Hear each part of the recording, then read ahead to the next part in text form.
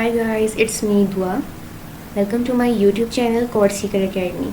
जैसे कि आप सबको पता है कि हमारा कोर्स स्टार्ट हुआ है वेब डेवलपमेंट का और आज ट्यूटोरियल नंबर 2 है। हमने लास्ट अपने ट्यूटोरियल 1 में मैंने आपको इंट्रो दिया था, जो भी हमने इस कोर्स में जैसे भी करना है वेब डेवलपमेंट का और साथ में विजुअल स्टूडियो का उसकी कुछ एक्सटेंशंस के बारे में बताया था जो आप डाउनलोड कर लें। तो आज हम अपना नेक्स्ट स्टार्ट करते हैं ट्यूटोरियल 2 और ये है introduction about HTML and it's elements. तो हम स्टार्ट करते हैं इंट्रोडक्शन अबाउट HTML से। अब HTML की फुल फॉर्म क्या है? HTML की फुल फॉर्म क्या है? मैं थोड़ा सा बड़ा करके दिखाती हूँ। Okay, HTML। ओके, HTML की फुल फॉर्म है hyper text markup language. Hyper text markup language. Hyper text markup language. अब चले मैं आपको बताती हूँ। हम जो वेबसाइट्स बनाते हैं, ठीक है, वो मिलके बनती हैं HTML से, CSS से और जावास्क्रिप्ट फाइल से। लेकिन हम अलग से अगर हम बनाना चाहें CSS या जावास्क्रिप्ट फाइल से तो हम कोई भी वेबसाइट नहीं बना सकते। हाँ, लेकिन HTML से हम ज़रूर एक वेबसाइट बना सकते हैं। लेकिन आजकल जैसे मॉडर्न वेबसाइट्स बनती हैं तो वो इन तीनों को मिला के बनती हैं, जैसे HTML, CSS और जावास्क्रिप्ट फाइल जो है ये तीनों मिलकर बनाती हैं एक मॉडर्न वेबसाइट। अब हाइपर टेक्स्ट क्या है? हाइपर टेक्स्ट रेफर करता है पीसेस ऑफ टेक्स्ट को which can link to other documents in the website. Hypertext के बारे में मैं आपको बताती हूँ। Hypertext, okay, hypertext क्या है? अब समझे हम कोई भी हम समझिए गूगल पे कुछ खोल के मैं आपको दिखाती हूँ। गूगल पे हम खोलते हैं। एक है वर्ड्स फर्स्ट वेबसाइट जो थी वो सर टिम बर्नर्स-ली ने बनाई थी। सर टिम बर्नर्स-ली ने पहली वेबसाइट बनाई थी, ठीक है, पहली वेबसाइट इन्होंने बनाई थी। अब हम इनको खोल के थोड़ा सा दिखाते हैं। फर्स्ट वेबसाइट, ओके,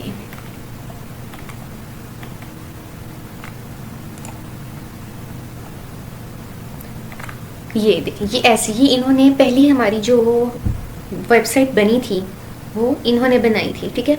और ये जो आपको ये ब्लू कलर में टेक्स्ट दिखाई दे रहे हैं इनको हम हाइपर टेक्स्ट कहते हैं, ठीक है, इनको हम क्या कहते हैं? हाइपर टेक्स्ट कहते हैं। और ये देखिए, ये मैं आपको इनको हाइपर टेक्स्ट कहते हैं। और हाइपर टेक्स्ट का क्या फ़ायदा होता है? हाइपर टेक्स्ट का होता है कि हाइपर टेक्स्ट और हाइपर लिंक्स जिस भी वेबसाइट्स में, जहाँ पे विकीपीडिया पे, जहाँ पे भी आपको मिल जाए, ब्लॉग्स वगैरह में, आप जब इसको क्लिक करते हो ना तो आप नई वेबसाइट पे चले जाते हो। जैसे इंटरनेट लाइव स्टैट्स है, इसको खोलेंगे आप न्यू वेबसाइट पे चले जाएंगे। ये देखिए, अच्छा ये भी प्राइवेट है तो ये भी नहीं जा रहा, तो आप इस तरह किसी भी और वेबसाइट पे जा सकते हैं, ठीक है, यही होता है। तो हाइपर टेक्स्ट का हमें ये फ़ायदा होता है कि जब हम इसे क्लिक करते हैं तो हम कोई भी जो न्यू वेबसाइट होती है उस पर चले जाते हैं।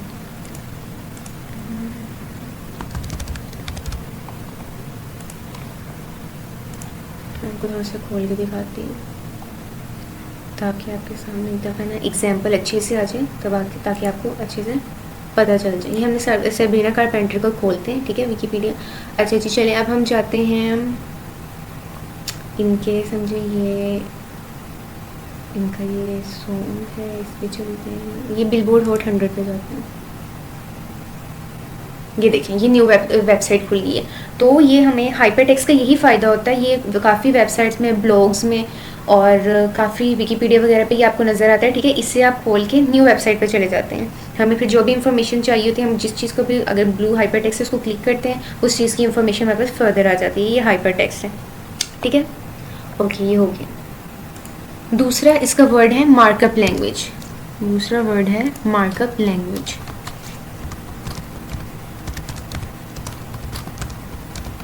मार्कअप लैंग्वेज क्या होता है? मार्कअप लैंग्वेज होता है कि कोई भी इंपॉर्टेंट बात जो लिखी होती है, जो कोटेशंस में होती हैं,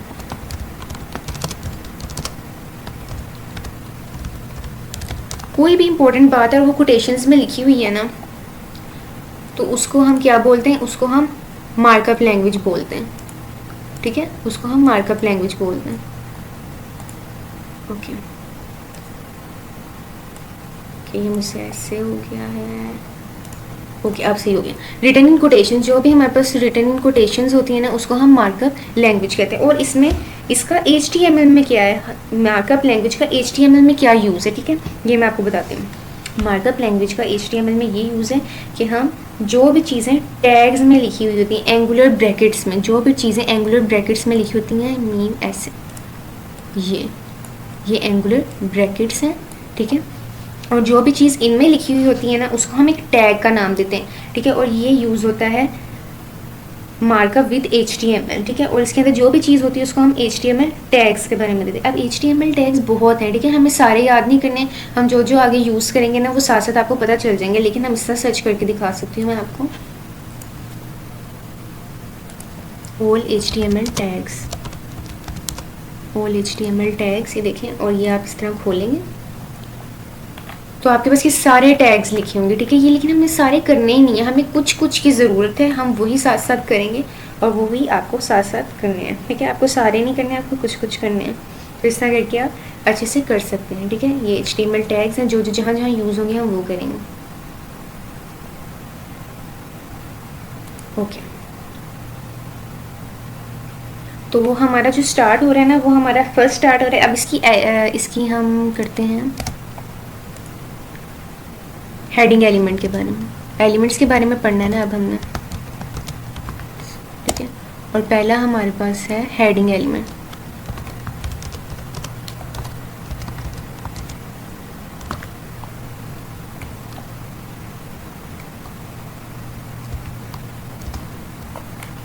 अब आपको नज़र आ रहा होगा, ठीक है,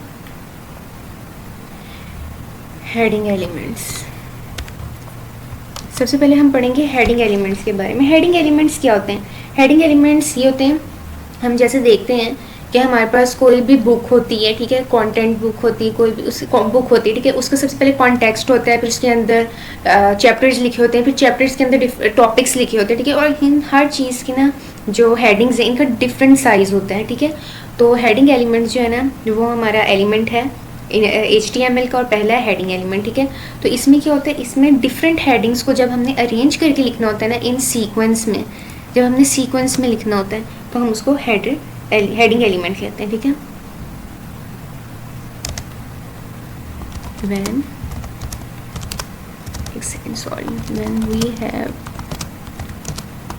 when we have to write headings in when we have to write heading in sequence में लिखना होता है ना तो हम हेडिंग एलिमेंट्स का यूज़ करते हैं, ठीक है। और हेडिंग एलिमेंट्स हम कैसे लिखते हैं? हम हेडिंग एलिमेंट्स ऐसे लिखते हैं, ऐसे करके H1 लिखते हैं और फिर हम इसको क्लोज करते हैं और फिर हमने दरम्यान में जो भी कंटेंट लिखने हैं ना उसका नाम लिखते हैं, समझिए ये हेलो वर्ड है, ठीक है। और उसको जब हम क्लोज करेंगे तब फिर हमने एक फॉरवर्ड स्लैश लगाना है, फिर H1 लिख देना है और इसको क्लोज कर देना है। ये इसका पैटर्न है, ओके, आपको समझ आई?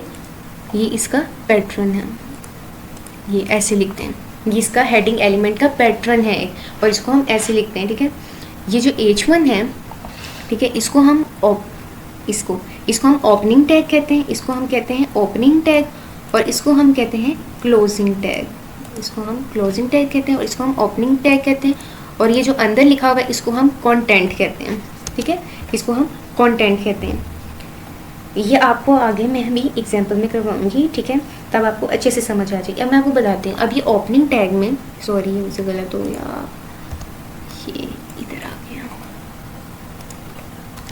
ये मुझसे गलती ये हो गई थी कि हाँ जी, जब मैं आपको एग्जांपल बताऊंगी ना करके VS कोड में तब आपको अच्छे से समझ आ जाएगा। अब क्या होता है कि आप देखिए ओपनिंग टैग जो ये है H1 और क्लोजिंग टैग ये, इन दोनों में एक फ़र्क है और वो फ़र्क क्या है? इस स्लैश का फ़र्क है और स्लैश को हम कहते हैं फॉरवर्ड स्लैश, ठीक है, इसको हम फॉरवर्ड स्लैश कहते हैं। ये हम राइट करेंगे, ठीक है। और अब मैं आपको एग्जाम्पल में करके दिखाती हूँ। ये हमने VS कोड ओपन कर लिया, ये मैंने एक एग्जाम्पल पहले लिखी हुई है, ठीक है। अब मैंने इसको अरेंज करना है, इसको मैंने अरेंज ऐसे करना है, मैं आपको इसका प्रीव्यू करके दिखाती हूँ। ये जो मैंने आपको प्रीव्यू की एक्सटेंशन करी थी ना, तो वो इसलिए है कि आपको अब अच्छे से समझ आ जाए कि वो क्या था, उसका फ़ायदा आपने इसको करना है और इसको प्रीव्यू करना है, शो प्रीव्यू, तो ये आपको यहाँ लिखा हुआ आ जाएगा। अब आप यहाँ पे लिखा हुआ देखेंगे ना, जब इमेज को देखेंगे तो आप देखेंगे कि उसका कोई पैटर्न नहीं है। ये देखिए, ये ऐसे लिखा हुआ है, एक ही लाइन में लिखा हुआ है। ये हमें तो नहीं अब समझ आ रही ना, जब हमारी वेबसाइट पे जाएगी तो ये एक लाइन में आएगा, तो ये ना किसी पढ़ने वाले को अच्छा लगना है ना किसी को। अब हमने इसको अरेंज करना है, ठीक है, और हमने इसको अरेंज ऐसे करना है, जो बुक है ना वो हमारा मेन टाइटल है, ठीक है, वो हमारा मेन टाइटल है।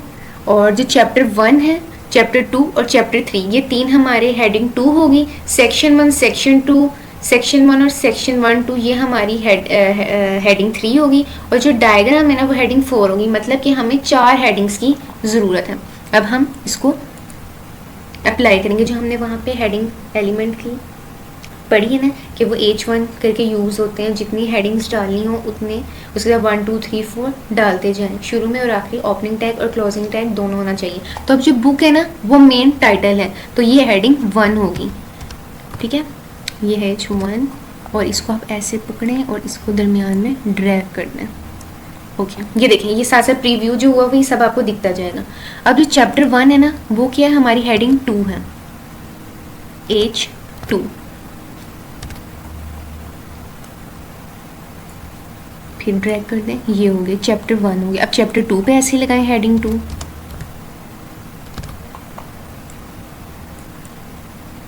ये हो गया। चैप्टर 3 पे ऐसे लगाएं हेडिंग 3,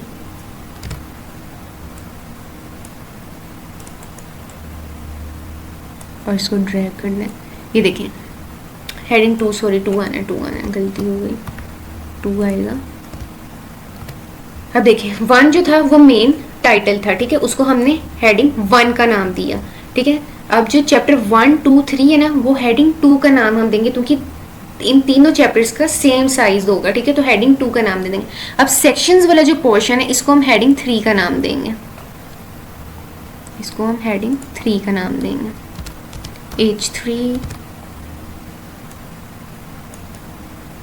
ऐसे, इधर भी H3, और इसको ड्रैग करके फिर इधर ले आएंगे, इधर सेक्शन 1 में H3 का नाम देंगे, फिर ड्रैग करेंगे, उसको दरम्यान में लेंगे, सेक्शन 1 2 जो चैप्टर 3 का उसको फिर हम H3 का नाम देंगे, और इसको ड्रैग करके हम दरम्यान में कर देंगे, सेक्शन 2 को हम फिर H3 का नाम देंगे, और इस तरह करके इसको ड्रैग करके दरमियान में कर देंगे। और जो डायग्राम है ना उसको हम हेडिंग 4 का नाम देंगे, उसको हम हेडिंग 4 का नाम देंगे, ठीक है, और इसको ड्रैग करके हम इधर कर देंगे। तो ये देखें आपका प्रीव्यू बन गया। बुक मेन थी हेडिंग, उसको H1 का नाम दिया, चैप्टर 1 2 और 3 दूसरी मेन हेडिंग्स थी तो हमने उनको H2 का नाम दिया, सेक्शन 1 2, फिर चैप्टर 2 में से 1 और चैप्टर 3 में से सेक्शन 1 2 ये हेडिंग 3 का हमने नाम दिया। और जो डायग्राम था वो अलग था अंदर हेडिंग का, उसको हमने हेडिंग 4 का नाम दिया, उसका फ़ॉन्ट सबसे छोटा। अब इसमें 4 फ़ॉन्ट्स बने हैं, ठीक है, जो सबसे बिगेस्ट फ़ॉन्ट है वो हेडिंग है वो H1 होगी, और जो सबसे स्मॉलेस्ट होगी वो H4 होगी, वो है डायग्राम की, ठीक है। आपको अच्छे से समझ आ गई होगी, मुझे उम्मीद है आपको इसकी अच्छे से समझ आ गई होगी। आपने अच्छे तरीके से प्रैक्टिस करना है इसी तरह, ठीक है। अब मैं आपको बताती हूँ कि आप लोगों ने एक समझे H1 हेडिंग यूज़ कर ली है ना, अब आपने H1 को दोबारा यूज़ नहीं करना है, ठीक है। H1 जो है वो एक ही दफ़ा यूज़ होगी, क्योंकि जब आप किसी भी चीज़ का टाइटल है, किसी स्टोरी का, किसी बुक का, तो वो एक ही दफ़ा टाइटल होता है, ठीक है। तो इसलिए आपने बात याद रखनी है, जो H1 हेडिंग एलिमेंट होगा वो सिर्फ एक ही दफ़ा लिखेंगे, ठीक है। बाकी तो रिपीट हो सकती हैं, जैसे चैप्टर्स अब किसी बुक में इतने ज़्यादा होते हैं तो इन सब में हेडिंग 2 ही लिखेंगे। फिर अंदर चैप्टर्स के अंदर समझो डिफरेंट सेक्शंस होते हैं, अब सेक्शंस भी सबके सेम हेडिंग रहेगी तो हमने उसको हेडिंग 3 का नाम दे देना है। फिर किसी चैप्टर में डायग्राम का भी पोर्शन होगा तो हमने उसको हेडिंग 4 का नाम दे देना है। इस तरह डिफरेंट फॉन्ट्स बन जाएंगे, हेडिंग 1 वाला सबसे बड़ा होगा और हेडिंग जो भी हमारी यहाँ पे 4 छोटी है तो उसकी सबसे स्मॉलेस्ट होगी।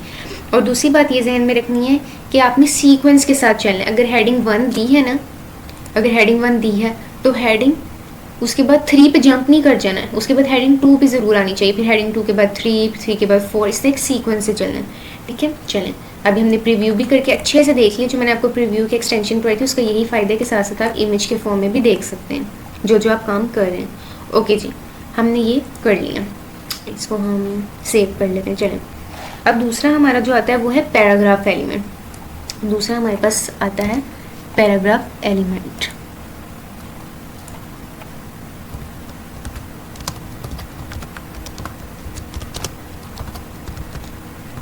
पैराग्राफ एलिमेंट, पैराग्राफ एलिमेंट्स में क्या होता है, पैराग्राफ एलिमेंट जो है ना वो सेम हेडिंग एलिमेंट की तरह है, ठीक है, वो सेम हेडिंग एलिमेंट की तरह है, लेकिन हेडिंग एलिमेंट में होते हैं ना कि सिर्फ एक एक दो दो वर्ड्स या ज़्यादा कम कम वर्ड्स, मतलब 3-4 वर्ड्स के तो इस तरह टाइटल्स होते हैं, ठीक है, तो उसके लिए हेडिंग एलिमेंट, जब भी हमने किसी चीज़ की हेडिंग देनी है ना तो उसके लिए हमने हेडिंग एलिमेंट का ये H1 H2 वगैरह लगाने। लेकिन पैराग्राफ एलिमेंट तब हम यूज़ करते हैं जब हमने किसी पूरे पैराग्राफ को लिखना है और उसको हमने सेपरेट करना है, इसके लिए हम पैराग्राफ एलिमेंट का यूज़ करते हैं। और पैराग्राफ एलिमेंट कैसे यूज़ होते हैं, यहाँ पे हमने H1 लगाया था ना, ये देखिए यहाँ पे H1, यहाँ पे ये एंगुलर ब्रैकेट्स डालनी और साथ हमने P डालना, ठीक है, और ये से बंद के दरमियान में जो भी पैराग्राफ वन है, जैसे दिस इज़ पैराग्राफ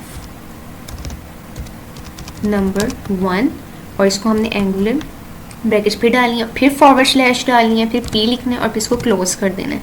ये हम पैराग्राफ एलिमेंट को जैसे लिखते हैं ये उसके, ठीक है, पैराग्राफ एलिमेंट को हम ऐसे लिखते हैं, देख लिया आपने अच्छे तरीके से, पैराग्राफ एलिमेंट को हम इस तरह लिखते हैं, इस तरह, ओके।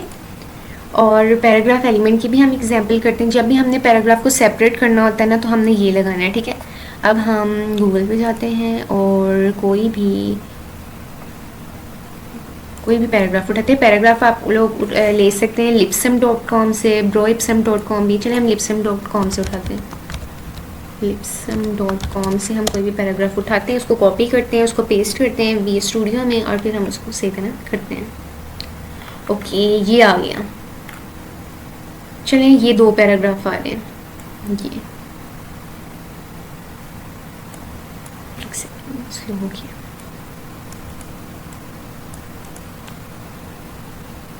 चाहिए ऐसे ही उठाई जा रहा है, ऐसे नहीं करना।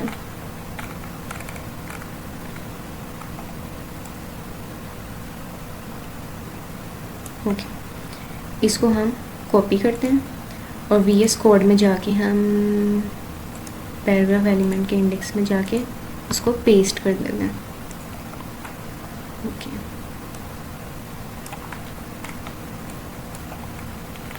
अच्छा ये सही तरह आया नहीं है, यस, इसको ना इसको डिलीट करें, है नहीं क्या इसको हुआ है। ओके, मैं इसको डिलीट करती हूँ,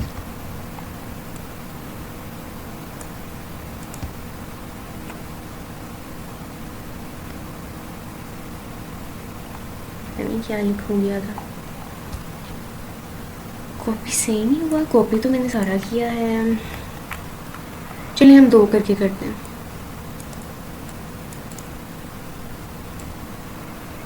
ये करते हैं, ये कॉपी है VS कोड में आके इसको अच्छी सी तरह पेस्ट नहीं हो पा रहा, पता नहीं क्या बात है ये।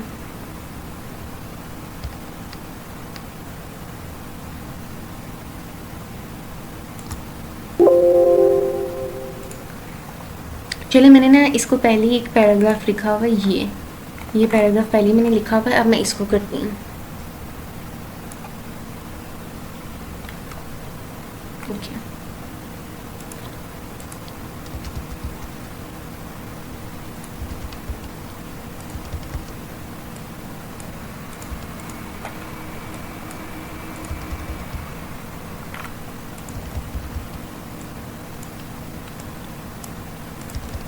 ओके, ये जो पैराग्राफ है ना, अब इसका हम प्रीव्यू देखते हैं, इसका प्रीव्यू यहाँ पे पैराग्राफ, ये 3 डिफरेंट पैराग्राफ हैं, यहाँ पे हमें नज़र आ रहे हैं लेकिन यहाँ पे नहीं आ रही है, देखिए फर्स्ट पैराग्राफ, यहाँ पे ये सारे पैराग्राफ मिक्स लिखे हैं। अब हमने इनको सेपरेट करना है, सेपरेट करने के लिए मैंने आपको जैसे बताया, जब हमने पैराग्राफ को सेपरेट करना है तो एंगुलर ब्रैकेट्स के अंदर P और फिर लास्ट में क्लोजिंग टैग में भी सिर्फ P से पहले फॉरवर्ड स्लैश डाल लेना है और बंद कर देना है टैग्स, ठीक है, और फिर ऐसे ही होगा। तो हम यहाँ पे लिखते हैं, देखें यहाँ ये फर्स्ट पैराग्राफ है, इस पर हम इसको हम ऐसे ही लिखते हैं, इसमें P कर दिया, और आप इसको ऐसे करें, इसको सिलेक्ट करके ना इसको यहाँ से करके कट कर दिया करें, ठीक है, और फिर यहाँ आके आपने इसको पेस्ट कर देना।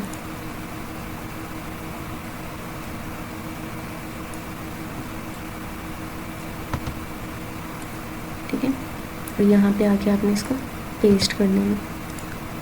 ओहो, यहाँ पे क्यों हुआ है?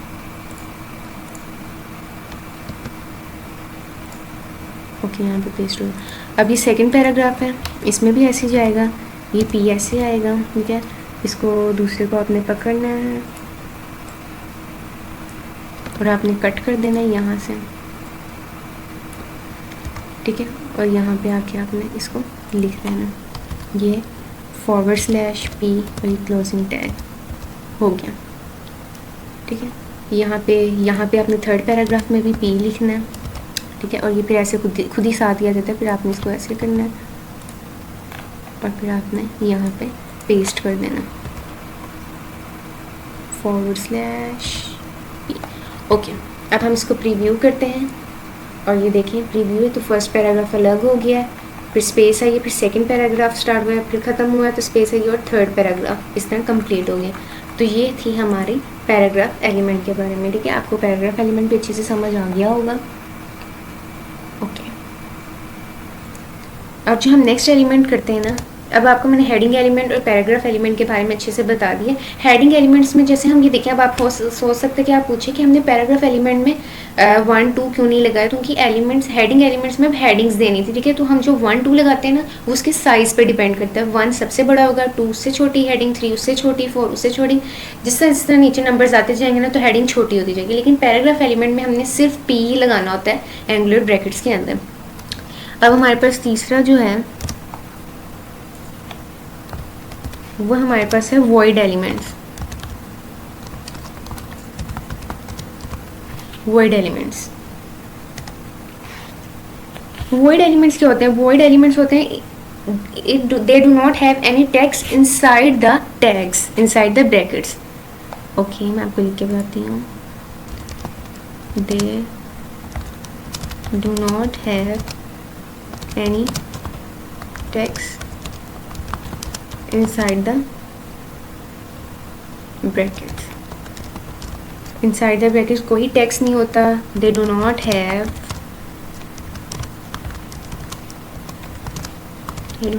any closing tag, सिर्फ ना ओपनिंग टैग होता है ना क्लोजिंग टैग होता है, सिर्फ एक ही टैग होता है,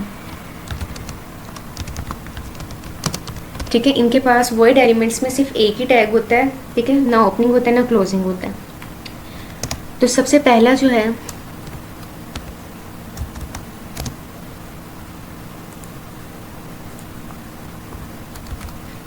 वॉइड एलिमेंट का वो है हॉरिजॉन्टल रूल। हॉरिजॉन्टल रूल जो है ना वो सबसे पहला रूल है। हॉरिजॉन्टल रूल कैसे लिखते हैं? सबसे पहले मैं आपको लिखना सिखाती हूँ कि हॉरिजॉन्टल रूल लिखते किस तरह। हॉरिजॉन्टल रूल में ये एंगुलर ब्रैकेट्स आएंगे, ठीक है, HR मतलब हॉरिजॉन्टल रूल आया, फिर // आया और फिर एंगुलर ब्रैकेट क्लोज हो गई, ये, ठीक है। अब ये देखिए, अब आप देख सकते हैं कि ये सिर्फ एक सिंगल टैग है, ठीक है, ये सिर्फ एक सिंगल टैग है, ना ये ओपनिंग टैग है ना ये क्लोजिंग टैग है, ठीक है। और इसके दरमियान में ना ही कोई कंटेंट आया।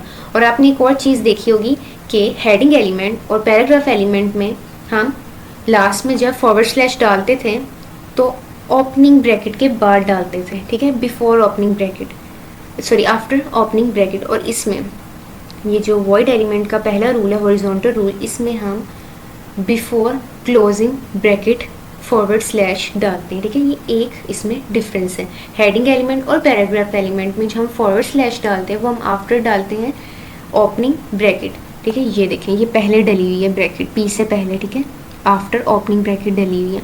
और ये जो ये वाली // है वो बिफोर क्लोजिंग टैग के डली है, बिफोर क्लोजिंग ब्रैकेट के डली है, ठीक है। ये हॉरिजॉन्टल रूल है, ये इसको ऐसे हम लिखते हैं। और दीज आर यूज, अब इसका फ़ायदा क्या है? हॉरिजॉन्टल रूल हम क्यों यूज़ करते हैं? They are use for separation, एक second, they are used for separation, they are use for separation. और ये लाइन के थ्रू उसको रिप्रेजेंट किया जाता है, represent, they are used for separation by line, line से सेपरेट होता है ना, they are use for separation by line, ये लाइन से सेपरेट होता है, ठीक है। ये हॉरिजॉन्टल रूल है। और इसका जो दूसरा रूल है, अभी मैं आपको एग्जांपल से भी करवाती हूँ, पहले हम इसका दूसरा रूल पढ़ लें। जो दूसरा रूल है वो है ब्रेक एलिमेंट रूल।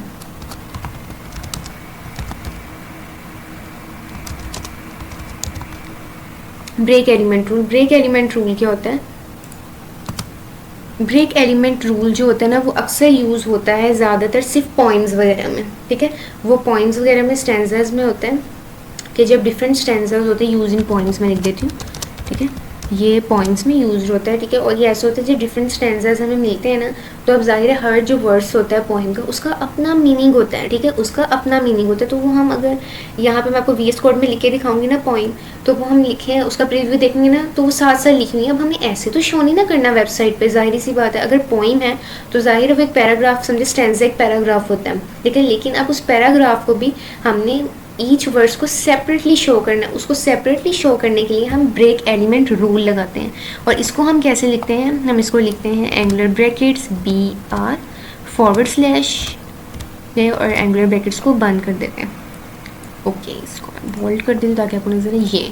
ये देखिए, अब हॉरिजॉन्टल रूल इस तरह शो होता है, ठीक है। और ब्रेक एलिमेंट रूल BR, और ये इस तरह / और ये एंगुलर ब्रैकेट क्लोज कर दी, ये इस तरह होता है, ठीक है। अब आपको समझ आ गया। अब मैं आपको इसकी एग्जांपल्स दिखाती हूँ, ठीक है। हम इस तरह करते हैं, हम जाते हैं गूगल पे, ठीक है। और हम ये मैंने आपको ये खोला हुआ था ना, सेब्रीना कारपेंटर के लिए खोला हुआ, बिल्कुल हम नीचे जाते हैं और हम कोई ऐसी चीज़ दिखाते हैं जिसमें ये दोनों चीज़ें हों।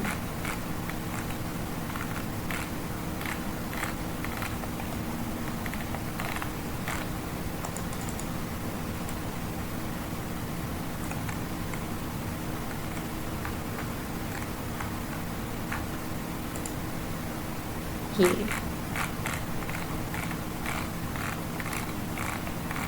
ओके, ये देखें डिस्कोग्राफी।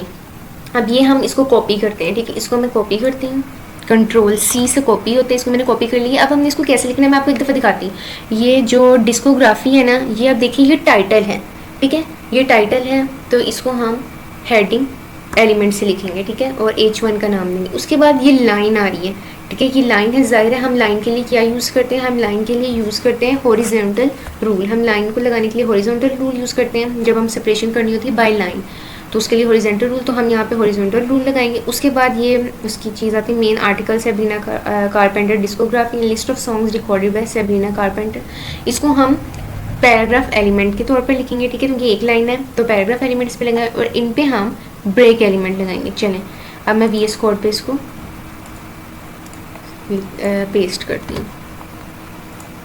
ओके, अब सबसे पहले मैं आपको प्रीव्यू दिखा देती हूँ। ये देखिए शो प्रीव्यू। अब देखिए ये एक ही लाइन में आएंगी, कोई उसको हमें समझ नहीं। ये देखिए एक लाइन में रही है, हमें क्या समझ आ रही है? हमें कुछ समझ ही नहीं आ रही। ये देखिए यहाँ पे तो हमें नज़र आ रहा है अलग अलग, लेकिन जब वेबसाइट पे हम लिखेंगे, तो जब वेबसाइट बनेंगे तब तो ये इस तरह लिखा होगा, तो पढ़ने वाले को तो समझ ही नहीं आएगी। अब हम इसको सही तरह लिखते हैं। ओके, डिस्कोग्राफी है, so ये हेडिंग एलिमेंट होगा क्योंकि हमने वहाँ पे देखा है। यहाँ पे देखें, ये देखें ये हेडिंग एलिमेंट मेन। अब हमने इसी तरह सेम बना के देखिए इसी तरह सेम बना के यहाँ पे प्रीव्यू में मैं आपको दिखाती हूँ। इसको हम हेडिंग एलिमेंट से लिखते हैं H1 ब्रैकेट बंद, और इसको मैं ड्रैग करके यहाँ पे कर दूँगी। ओके, ये डिस्कोग्राफी देखें अभी मैंने की है, ये साथ ही ये बड़ा बन गया, ठीक है। अब हमें याद होगा कि इसके बाद यहाँ पे लाइन आती है, ठीक है। अब मैं आपको लाइन का पता है, लाइन किस लिए यूज़ होती है? लाइन हॉरिजॉन्टल एलिमेंट से, हॉरिजॉन्टल रूल से होती है, ठीक है। अब यहाँ पे हम एंटर करेंगे और यहाँ पे हम हॉरिजॉन्टल रूल लगा देंगे HR, और ये हमारी लगी / और ये बंद होगी। देखिए अब लाइन भी यहाँ पे आ गई है। चलें, ये हमें दिखी। अब मेन आर्टिकल्स, ये यहाँ पे हम लगाएंगे पैराग्राफ, ठीक है। और इसको बंद कर देंगे, इसको यहाँ पे लगा देंगे।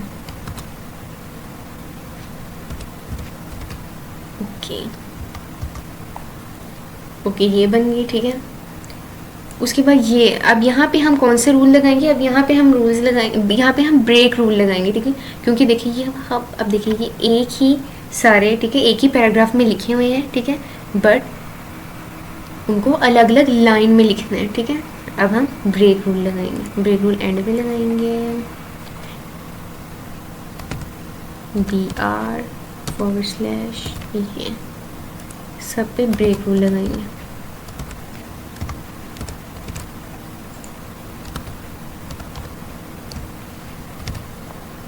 देखिए वो अलग अलग हुई जा रहे हैं, ठीक है। इसका यही फ़ायदा है ब्रेक रूल का।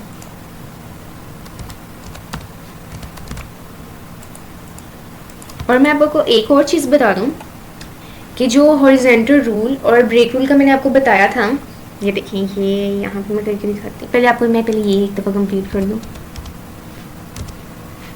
ये देखिए, ये सारा अब इसी तरह लिखे, ये डिस्कोग्राफी, फिर लाइन आई साथ जो हमने लगाई थी हॉरिजॉन्टल लाइन लगा के, फिर ये हमने पैराग्राफ एलिमेंट लगाए, फिर ये हमने सारे ब्रेक रूल लगाए हैं। तो ये ऐसे लिखोगे, सेम ऐसे लिखोगे, ये देखिए सेम ऐसे जिस तरह ये लिखा हुआ है सेम ऐसे लिखोगे यहाँ पे, ठीक है। ये ठीक है, ये एलिमेंट्स का ये फ़ायदा होता है। अब मैंने आपको जब से शुरू में बताया था, अब आपको मुझे पता है कि आपको लिखना आ गया होगा, अब आपने इसकी प्रैक्टिस करनी है, ठीक है। अब देखिए, जो मैंने आपको यहाँ पे ये बताया था कि हॉरिजॉन्टल रूल और ब्रेक हॉरिजॉन्टल रूल और ब्रेक एलिमेंट रूल में HR फिर फॉरवर्ड स्लैश और एंगुलर ब्रैकेट्स ऐसे लिखना होता है, लेकिन हम इस तरह भी लिख सकते हैं, एंगुलर ब्रैकेट्स HR और सीधी क्लोज कर दें, ठीक है। इसी तरह और सॉरी ब्रेक रूल और ये इस तरह भी हम यूज़ कर सकते हैं, कोई नुकसान नहीं है, इससे हम आराम से लिख सकते हैं, हमारी आराम से वेबसाइट बन जाएगी। लेकिन ये है कि ज़्यादा अच्छा ये लगता है कि आप इस तरह फॉरवर्ड स्लैश डालें, ठीक है, ये अच्छा रह जाता है।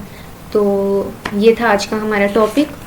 आज का जो हमारा टॉपिक था वो था इंट्रोडक्शन अबाउट HTML। मैंने आपको इंट्रोडक्शन दिया HTML का, हाइपर टेक्स्ट के बारे में बताया, मार्कअप लैंग्वेज के बारे में बताया कि कैसे हाइपर टेक्स्ट होते हैं, कि जो भी ब्लू कलर के जो हमें टेक्स्ट नज़र आते हैं, जो हम नई वेबसाइट पे चले जाते हैं, उनको क्लिक करने से उसको हाइपर टेक्स्ट कहते हैं। फिर मार्कअप लैंग्वेज का बताया कि कोई भी चीज़ जो इंपॉर्टेंट कोटेशंस में लिखी हुई हो उनको हम मार्कअप लैंग्वेज कहते हैं। और इसका HTML में कैसे यूज़ है कि HTML में कोई भी चीज़ जब हम एंगुलर ब्रैकेट्स के अंदर लिखें, जैसे हमने ये सारे एंगुलर ब्रैकेट्स के अंदर लिखे, हम उसको एक नाम दे देते हैं टैग्स का, ठीक है। और फिर हम उसको वैसे यूज़ करते हैं। फिर हमने इसके एलिमेंट्स पढ़े थे। सबसे पहले जिसका एलिमेंट था वो हेडिंग एलिमेंट था। फिर हमने उसमें पढ़ा हेडिंग एलिमेंट कैसे होती है, ये देखें, फिर हमने उसमें पढ़ा कि हेडिंग एलिमेंट कैसे होती है।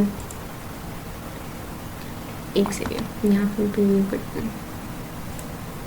फिर हमने पढ़ा हेडिंग एलिमेंट्स कैसे यूज़ होती है कि जब भी हमने किसी की चीज़ों की हेडिंग्स देनी हो, समझे बुक हमारी हेडिंग 1 है, ठीक है, बुक जो हमारी हेडिंग 1 है, ये मेन टाइटल है, तो इसको H1 से लिखना है। फिर चैप्टर्स जो आगे आ जाते हैं बुक के, उसमें चैप्टर 1, 2, 3 चैप्टर, 3 चैप्टर लिए, उन तीनों को हमने H2 हेडिंग का एलिमेंट दिया, ठीक है।